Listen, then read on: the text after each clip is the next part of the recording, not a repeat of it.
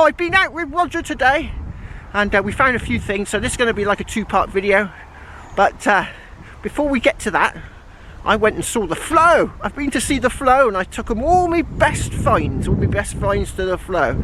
So here is the video that I put together of me and the flow going through all my best finds. I was also, the other lady present is one of my landowners, because I would always like to keep the landowners, you know, on side, as it were. And I always like to show them everything I find. I think it builds a better relationship with the landowner than not doing that. A lot of metal detectorists don't, but I do. I always share it. Yeah.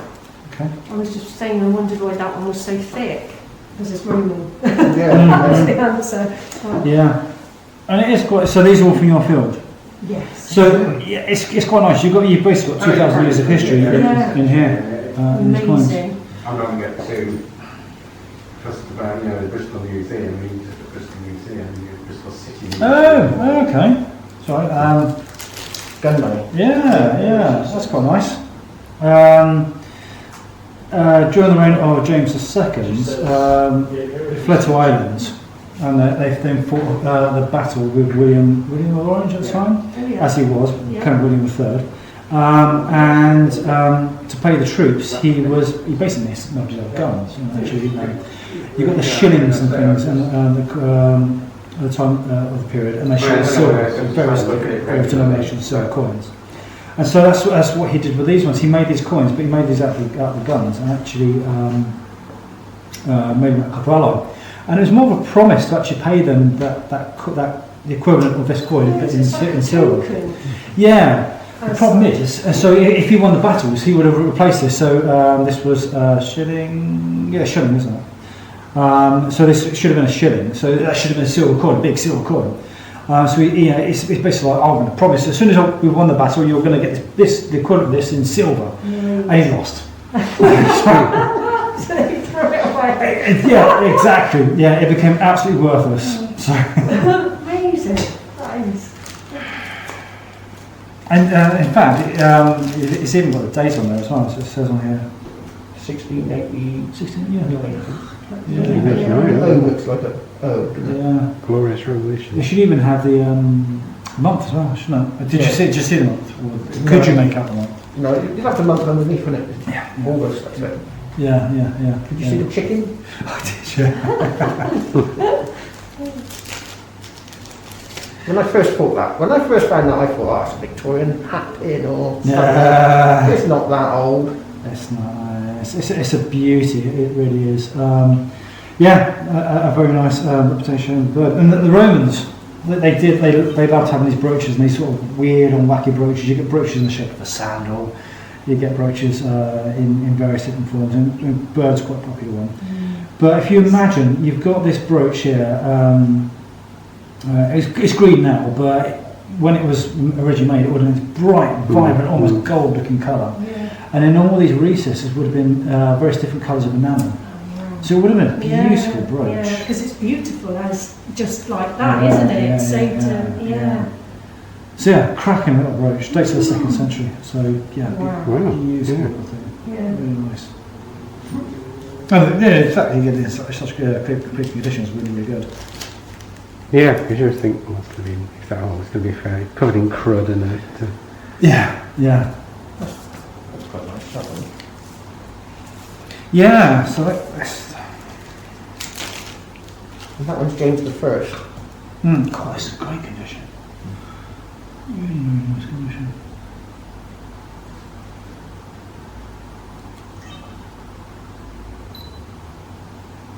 So yeah, a beautiful coin from Elizabeth I. Looks like it's sixpence, I'll say. Just cracking condition. And normally, when you find all these coins, so you had a Charles somewhere around here, didn't you?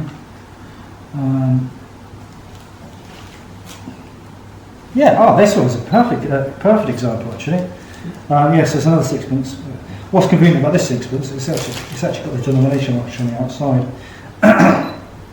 It's actually got an IUV, so it's a six, so it's a sixpence. And this is James.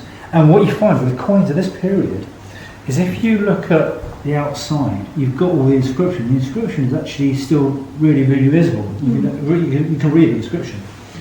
However, actually on the inside, the bust is pretty much been worn away.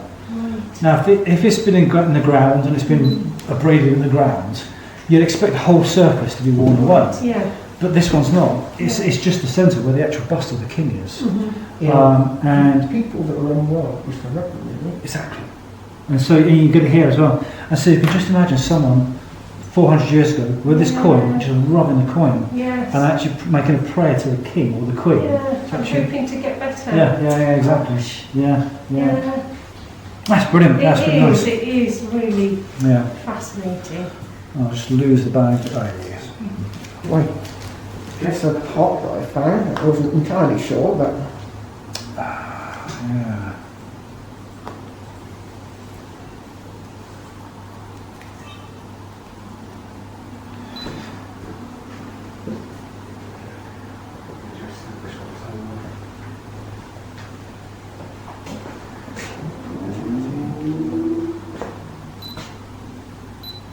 Yeah, nice. So it could have been a storage pot, storing grains, things like that. It could equally have been used as a cooking pot. You're not really getting metal cooking pots being utilised until towards the end of the medieval period, and so they're still using ceramic pots, which obviously is cheaper, but they will then suffer from thermal shock, which is why you see all these large occlusions and large voids in there to actually help the actual fabric move around when it's being heated up. and that's just where it's being heated in different places. It'll be sort of different colours. Yeah. So when it's actually being heated up in the kiln, So this bit's touching a piece of wood and that bit in. it could literally be that this area is getting much more oxygen, or much less oxygen in fact, which is why it's actually something darker. It could be that it has been used in a fire and actually been used as a cooking pot as well. So yeah, quite an intriguing piece. This apparently is a pummel. Could have the plate coming out there. Yeah. But it's got eggs on it. Oh, it's fantastic. Brilliant. Yeah, it's a poem, yeah. It is a poem, and it's a poem that dates to about the late 14th, 15th century. Now, you would have the actual tang would have come, the end of the tang would have come out here and would have been riveted into place. You'd have the handle coming down here. You'd have a long blade coming out to here. I'd rough guess, probably about that long. And there's you get some reenactors calling these, or you get commonly known as kidney daggers, because they look like kidneys. Also, some people would nickname them bollock daggers.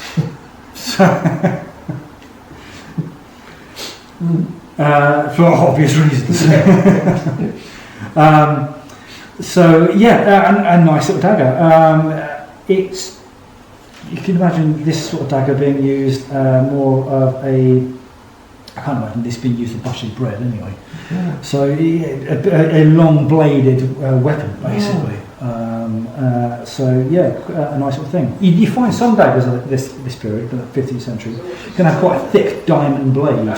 So not really a cutting edge, but literally a big spike. And you can just imagine that used for actually you've got this dagger and it's, you're trying to penetrate armour. And just thrust into your opponent. So yeah, an interesting little dagger. Oh, lovely. Yeah. Bobby Dazzler, that one. It is a bit, isn't it? Yeah, very nice. God, that is cracking condition. That is really, really good. Really good. Yeah, ampler. And it was quite nice. The actual top, I always wonder about these. It looks like it's been, the top's been, would have been spewed, would have contained holy water in there. And so you often wonder why they actually appear on farmers' fields. And it's quite likely a pilgrim's gone pilgrimage, I reckon, to this one, probably to the Lady of Walsingham in Norfolk. Gone to pilgrimage to the shrine. bought one of these objects and it contains holy water in there, brought it back to their fields, and they just ripped the top off them to actually sprinkle it into the fields to actually bless the fields, to actually ensure bountiful crops. You can also imagine this being a nice lead vessel containing lots of liquid in there. They're feeling ill one day, so what's one way so that they can actually try and make themselves feel better or trying to heal their ails is to actually consume holy water. So they get this lead vessel that contains water that's been sitting in this lead vessel, rip the top off, and then drink this leaded water. And have diarrhea for 3 days. I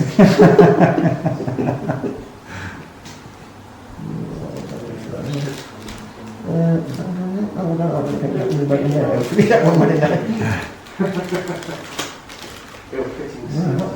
Oh my God!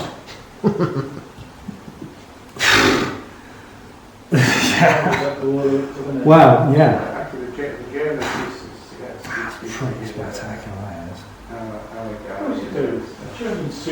Wow, yeah. Cracking hanging boat now. Wow, that is fantastic.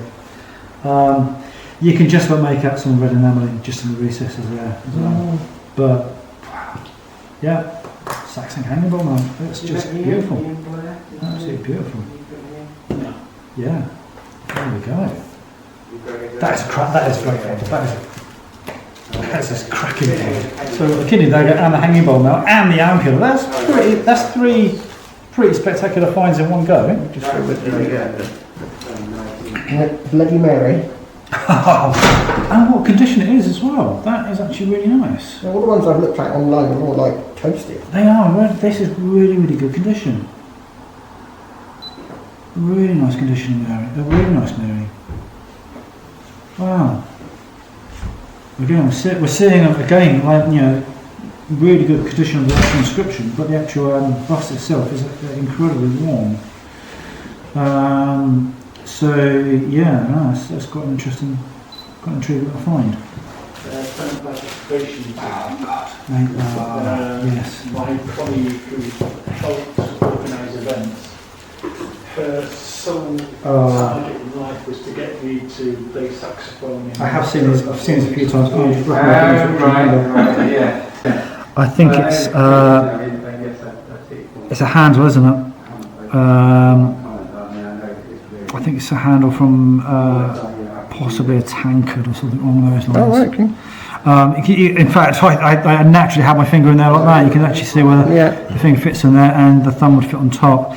I think it's post-medieval. A lot of people they see this ring and dot decoration around the outside, and they automatically assume Saxon. But you see a lot of this ring and dot decoration in the 17th century. If memory serves, and I could be wrong, Ferdinand in the collector. Do you want one that No. I can take it away in here. Just double check the. it's found near that knife handle. Right. Okay. It's their relationship and how that. Oh, that's an interesting. Oh my God! Wasn't found. You didn't found this for the kidney dagger, did you? No. Found near that thing. Yeah, What else was that? Yeah. It's a nice little handle. Nice little very handle. keen reader. Very nice. Prefer to Again, yeah. Here's the find of the year. Oh! Good God. That is quite nice, isn't it? Wow. Isn't that quite special? Quick photo. It's just really a sort of record that. Wow, that's beautiful. And what's lovely, you can really feel that this hasn't been in circulation for very long, because you can really feel the actual size of the actual coin are still very crisp. It is, isn't it? It's very yeah. If you compare it to a silver It's coin, been in the ground. yeah, no, exactly, yeah. Compare it to a silver coin that would be in circulation and be in someone's pocket. Do you want to? Hold on. And they're much more warm. Because and then again. in fact, you might have even had a hook that would actually hold the chain that would actually suspend them at the bowl on there. One of these hanging bowls is in the Oh God, what's it called? Sutton Hoo? Sutton Hoo. Yeah, yeah, Really? yeah, absolutely. Yes. We're going to go there. And I'll tell you, if you when you go into the museum, there's a reconstruction Yeah. of the burial chamber. Right. My brother did that. Did you really? Amazing. Oh, Yeah. Funny, I was only looking at that the other day, saying we need to go here. You know, Yeah. he did the reconstruction. So you know, there's a bit of it's my family been around for a bit. Despite all this fantastic stuff, I'm still most interested in some ways with the horseshoe. Well, yeah. Do you want me to put that up there? Oh, yeah, right, it's a keyhole horseshoe, probably 1500s. I'm just finding the field on this this old track. I just haven't seen anything Yeah. quite as big and thick as. I know. I showed it to the. Do you enjoy that? That was an epic little video, a little bit of an abrupt end because one of my cameras ran out. The 32 gigabyte card got full up. Right, I'm going to head off to the pub for a few jars with Rogie, and then I'll come back tomorrow, and the video will be tomorrow. Right, cheers.